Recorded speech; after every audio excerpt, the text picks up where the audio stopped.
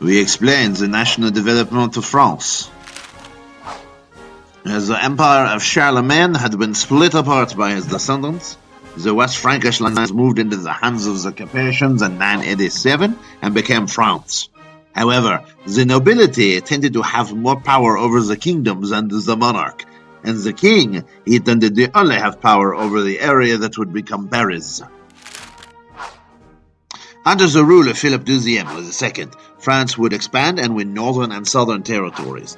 The English and the French tended to mix through royal bloodlines, so the crown was often contested.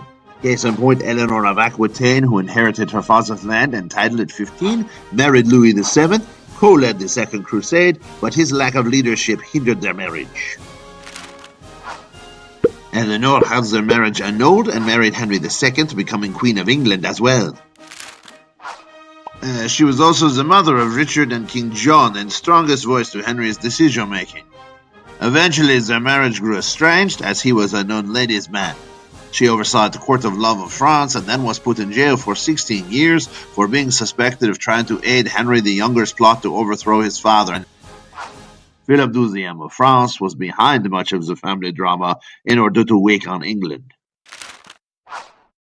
She was freed when Richard took the throne and ruled in his stead while he was held captured by Holy Roman Emperor Henry VI. Philip had used all of this drama to expand his land holdings over English lands in France, grabbed Normandy, Anjou, and others. With the urging of the Pope, he took on heretical kingdoms in South France and added them to his realm. However, it was under Louis IX that France really was strengthened. Louis took the throne at 12 years old and was devoted to justice and strong religious foundations for his people.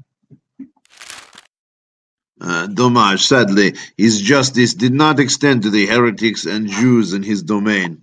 He led the 7th and 8th Crusades and tried to reinvigorate the policies of Charlemagne in ending serfdom, sending out advisors to check on local officials, and ending private wars. He oversaw many court cases himself and is the only French king to be declared a saint. His grandson, Philip IV, ran afoul of the church. He attempted to demand higher taxes from the church in order to pay for his large expansion of government. Pope Boniface VIII told him no, and Philip tried to arrest non-paying clergy.